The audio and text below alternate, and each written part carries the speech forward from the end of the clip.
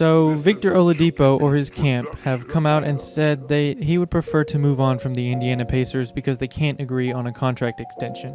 I assume Oladipo wants money similar, if not more, than what he's getting now, as well as something long term, and I can see why that would be a problem for Indiana given the way he played after injury.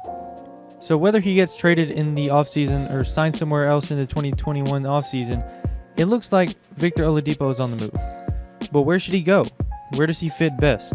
I think there's a lot of teams who could use a talent like his if he gets at least close to what he was before. My personal favorite destination is the Atlanta Hawks. The Hawks are really devoid of any talent outside of their core five and need someone older than 21 to fill a roster spot and be productive for them. They have all of their first round picks moving forward, as well as a protected OKC first in 2022 that has the possibility of conveying into 2 future seconds. They also have a bunch of other second round picks from Miami and Brooklyn in the future, but those are of little consequence. I can see a world where Atlanta trades their 6th overall pick in this year's draft for Oladipo, and since he wants out, I don't think Indiana can ask for much more for him, but the 6th overall pick is a pretty good return if you ask me, even in a weaker draft towards the top. Oladipo would provide another ball handler next to Trae Young, but most importantly, a good defensive player. Trae would be able to provide open looks for Oladipo as well, hopefully getting his 3-point percentage back up there instead of the 31% it was this season in limited playing time. For a team who should be focused now on the playoffs and keeping Trae Young happy, I think the Hawks are a sneaky good fit for Oladipo. Another team you could throw into Oladipo trade talks are the Brooklyn Nets. They've been rumored for guys like Bradley Beal, but Oladipo seems a little bit more obtainable. They have the 76ers first round pick this year and a bunch of future seconds that they could throw in with someone like Karis LeVert, and they can accept Garrett Temple's team option to make the salaries work. And I think that would be a suitable return and has the potential to be a pretty good one if LeVert keeps progressing like he has been. As for why the Nets do it, it's the star power argument. This would be a much cheaper option than trading everything for Bradley Beal. How well Oladipo fits off ball with KD and Kyrie as opposed to Bradley Beal or somebody like that is something to think about. He would definitely have to embrace a cutter's role and honestly might be better suited running some with the second unit. I'm not really sold on the fit, but it's definitely an option, especially if he wants to compete for a championship. One destination a lot of people probably aren't thinking about is the Sacramento Kings. I will say right away that this could either be fantastic or a disaster.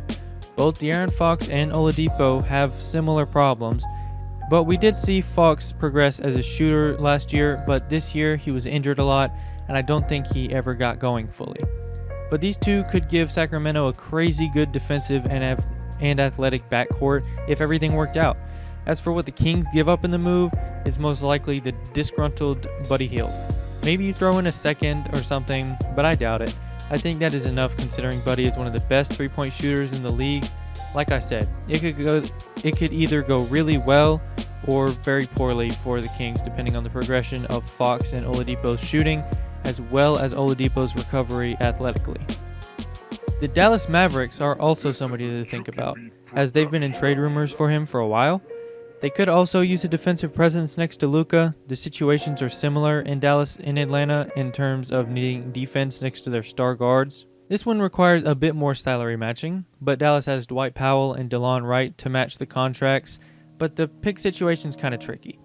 I don't think they can trade their first this year until draft night, and they have a couple seconds down the road, and that's about as good as the offer gets. As for the fit, it would probably be a little similar to that of Atlanta, but with the floor being significantly more open considering there's Kristaps at center instead of Capella.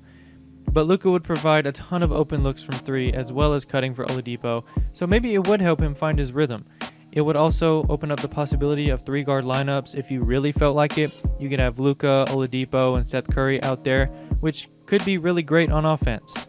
I like the Dallas fit. It's probably number 2. Actually, no, I think it's number 3. Behind Atlanta and somebody coming up, just because Atlanta is more of a blank canvas in terms of the team right now. The last decisions were kind of hard to decide on because I liked places like Memphis, Minnesota, Denver, and Miami. I think I'll talk about Denver for this reason, my number 2 pick. Memphis is kind of like Sacramento, with Ja Morant. Minnesota is kind of like Dallas, and Atlanta, D'Lo and Cat can't play defense. And then Miami is the obvious one that everybody's been talking about. But Denver is very, very interesting for one reason: Nikola Jokic.